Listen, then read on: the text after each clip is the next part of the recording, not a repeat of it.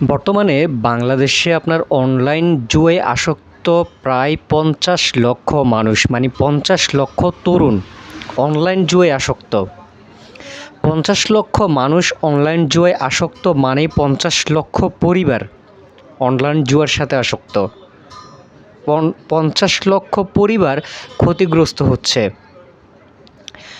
বাংলাদেশ প্রশাসন সিদ্ধান্ত নিয়েছে, বাংলাদেশ প্রশাসন কিছুদিন আগে ঘোষণা দিয়েছে যে যাদের মোবাইলে অনলাইন জুয়ার অ্যাপস পাওয়া যাবে ২ কোটি টাকা জরিমানা এবং ২ বছর জেল হতে পারে। এখন আমার প্রশ্ন হচ্ছে, এই যে অনলাইন জুয়ায় আসক্ত, আপনারা আইন করলেন, আপনার ২ কোটি টাকা জরিমানা এবং আপনার ২ বছরের জেল।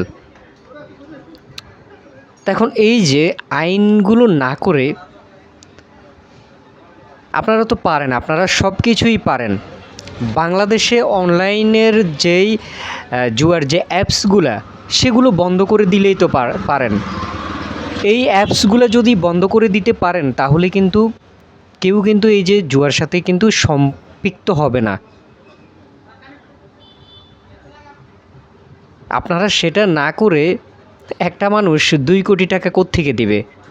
যারা এই অ্যাপসগুলোর সাথে জড়িত তারা তো এমনিতেই তাদের বিটা বাটি সব বিক্রি করে দিচ্ছে, তো তারা কিভাবে ২ কোটি টাকা আপনার জরিমানা দিবে? আপনারা এই আইনটা না করে আপনারা এই অ্যাপসগুলো বন্ধ করুন। ১ মিনিটের একটা ভিডিও দেখতে গেলে আপনার ১০টা ১৫টা জুয়ার অ্যাপস চলে আসে, বিজ্ঞাপনগুলো চলে আসে। এগুলো তো বন্ধ করতে পারেন। এগুলো বন্ধ করলেই আপনার সব কিছুই এমনিতেই বন্ধ হয়ে যাবে। এরপরে দেখুন যে ডিপোজিটগুলো যে করছে বিকাশের মাধ্যমে, রকেটের মাধ্যমে বা নগদের মাধ্যমে, ক্যাশ আউট ক্যাশ ইন, এগুলো বন্ধ করে দিন।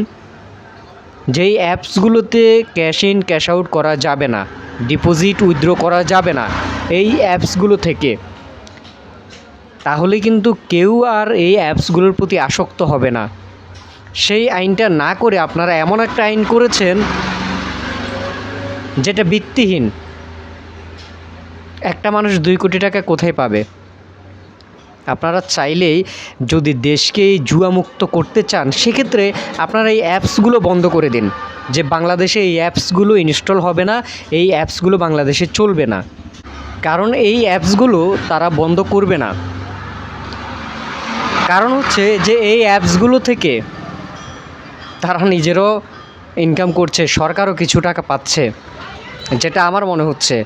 তা না হলে বর্তমানে যে এই যে তরুণ সমাজটাকে ধ্বংস করে দিচ্ছে অনলাইন জুয়া, এই তরুণ সমাজটাকে বাঁচানোর জন্য হলেও সরকার এই পদক্ষেপটা নিতে পারত। যদি জুয়ার এই অ্যাপসগুলো যদি বাংলাদেশে ইনস্টল না হয় তো সেক্ষেত্রে কি কেউ কি খেলতে পারবে না। এই পদক্ষেপটা তারা নেবে না। ওই যে তারা গ্রেপ্তার করবে, জেল হবে, ২ বছরের জরিমানা পাবে, যেখানে ২ কোটি সেখানে ২০০ টাকা হলেও পাবে, ২,০০০ টাকা হলেও পাবে। এটাও কিন্তু আলাদা একটা বিজনেস, এটাও কিন্তু বাংলাদেশে একটা বিজনেসের মাধ্যম। ১০ জনকে গ্রেপ্তার করলো, সেখানে আপনার ১০ জনের কাছ থেকে ২০,০০০ টাকা নিল, এটাও কিন্তু আলাদা একটা বিজনেস। তো এটা কখনো করবে না।